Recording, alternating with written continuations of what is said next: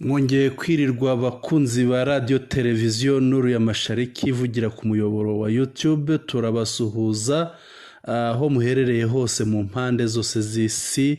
Turasuhuza abakunzi bacu bari muri leta zunze ubumwe za Amerika, turasuhuza abari muri Canada, abari Burayi, Australia, abari muri Afrika, abari mu karere k'ibiyaga bigari, nabo turabasuhuje. Reka dusuhuze abari mu Rwanda aho ariho hose, dusuhuze abo mu burasirazuba bwa Repubulika Iharanira Demokarasi ya Kongo, dusuhuje ab'imatanda, ab'ingungu, ab'ikaruba, ab'ibweramana, ab'ishasha, kiroce, ababubandana. Turabasuhuza abo mu Kimoka hariya mu Isake, Kirorerwa, Burungu, Kicanga, Bibwe, Mpati. Turasuhuza n'ab'ikarembe, mwese muraho neza. Tubazaniye amakuru yiriwe ahantu hatandukanye hose, haba mu burasirazuba bwa Repubulika Iharanira Demokarasi ya Kongo ndetse n'ahandi.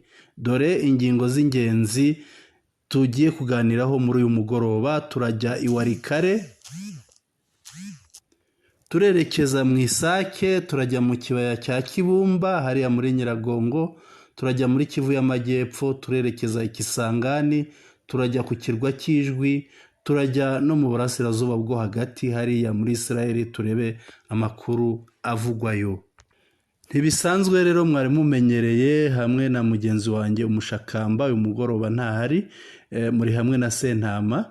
Reka dukomeze rero mbagezeho amakuru yiriwe. Imirwano yo muri Warikare, imirwano yo muri Warikare muri kariya gace kegereye Karembe yakomeje uyu munsi. Nimugoroba twababwiraga ko ARCM 23 igeze ku birometero 18 ugana muri Pinga, mu mujyi wa Pinga. Ahangaha ikaba yafashe itarwanye agace kitwa Peti. Aha uba werekeza Pinga warenze Ikarembe.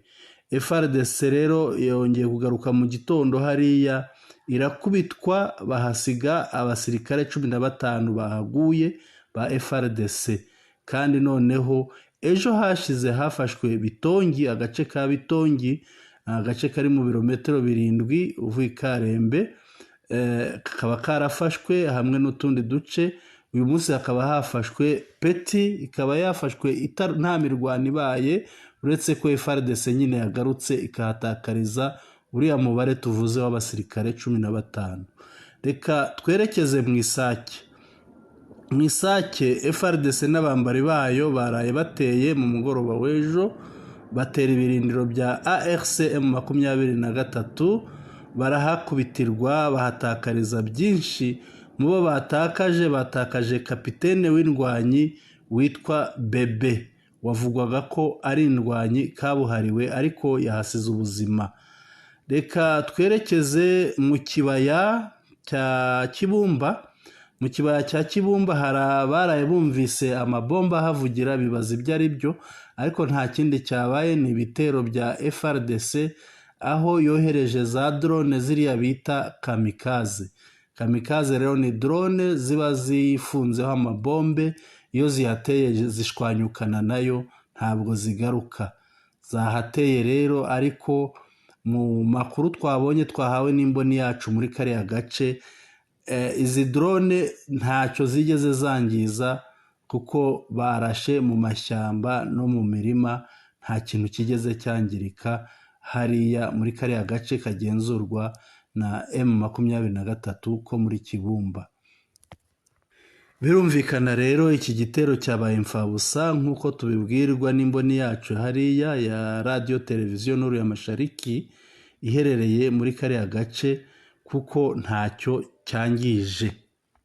Reka twerekeze muri Kivu y'Amajyepfo aho umutwe urwanya leta y'u Burundi wa Red Tabara urigamba, wanasohoye n'itangazo uvuga ko mu cyumweru n'igice bamaze mu mirwano n'ingabo z'u Burundi hariya muri Kivu y'Amajyepfo, ni muri Repubulika Iharanira Demokarasi ya Kongo, bamaze kwica abasirikare b'u Burundi bagera muri 45.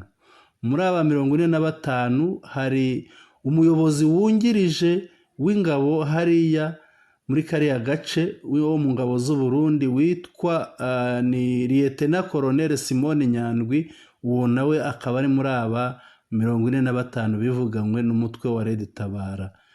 Itangazo rero rikomeza rigira riti hari abasirikare 32 bo mu ngabo z'u Burundi nabo bakomeretse cyane, baza kujyanwa i Bujumbura aho bagiye kuvurirwa, ubu barimo baravurirwa ahantu hitwa Igwatanamo.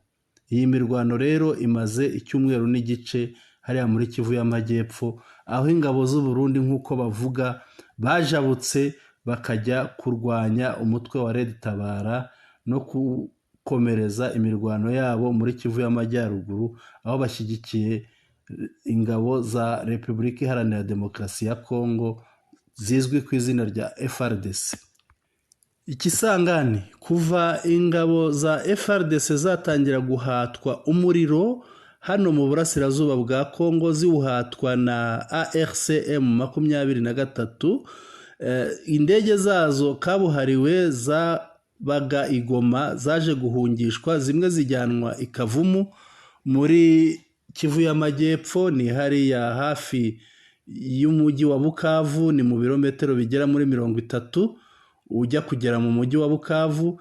Izindi rero zari zarajyanwe ku kibuga cy'indege Kisangani, kibuga cy'indege cyitwa Bangoka. Ahangaha rero izi ndege ntizikihabarizwa kuko kubera uburyo M23 irimo isatira intara ya Chopo kuva yarageze muri Warikare, aho itangiriye kugaba ibitero muri Warikare, bahiye ubwoba barazihungisha ntizikibarizwa ku kibuga cy'indege cya Bangoka hariya muri Kisangani mu ntara ya Chopo. Kuwa 22 z'ukwezi kwa 10 2024 hari itsinda ry'abitwa attaché militaire w'Ububirigi, w'Ubufaransa na Amerika basuye umuyobozi w'ingabo mu karere ka gatatu 3e région militaire ka gisirikare muri Repubulika Iharanira Demokarasi ya Kongo. Aka karere gafite icyicaro mu mujyi wa Kisangani. Iri tsinda ryari riyobowe na Colonel Chuck Brenton wa Leta Zunze Ubumwe za Amerika, bakaba barakiriwe na Lieutenant General Mbangu Mashita Marcel wa Fardc uyobora aka karere ka gatatu ka gisirikare, baganira ku bibazo by'umutekano wo mu burasirazuba bwa Repubulika Iharanira Demokarasi ya Kongo. Dukomereze ku ijwi. Biravugwa ko ejo kuwa 25 z'ukwezi kwa 10 2024 isaha ya saa 6:25 ku ijwi, ku kirwa cy'ijwi haguye kajugujugu, bikaba bidasanzwe. Amakuru atugeraho aremeza ko yari izanye ibikoresho by'intambara, ibikoresho bya gisirikare, hakaba hibazwa icyabyo, n'ubu ntabwo kiramenyekana icyo barimo bategura hariya ku ijwi. Dukomereze mu burasirazuba bwo hagati, ni ukuvuga ni muri kariya karere Isirayeli iherereyemo. Igisirikare cya Isirayeli kizwi ku mpine nka IDF, Israel Defense Forces, ku rukuta rwacyo rwa X kiramenyesha ko kwihorera kuri Iran byakozwe none mu gitondo cyo kuwa 26 ukwezi kwa 10 2024, kandi umutwe wayo w'ingabo zirwanira mu kirere wagabye icyo gitero, ukaba watabarutse amahoro nta kibazo uhuye nacyo. Minisitiri w'ingabo wa Isirayeli Yoav Gallant yari yaramenyesheje Iran ko Isirayeli izihorera ku buryo budasanzwe, none byakozwe uyu munsi. Biravugwa ko ibyangiritse muri icyo gitero cya Isirayeli atari byinshi, kuko Iran yabifashijwemo n'ibisasu bipfubya misile yaguze mu Bushinwa no mu Burusiya.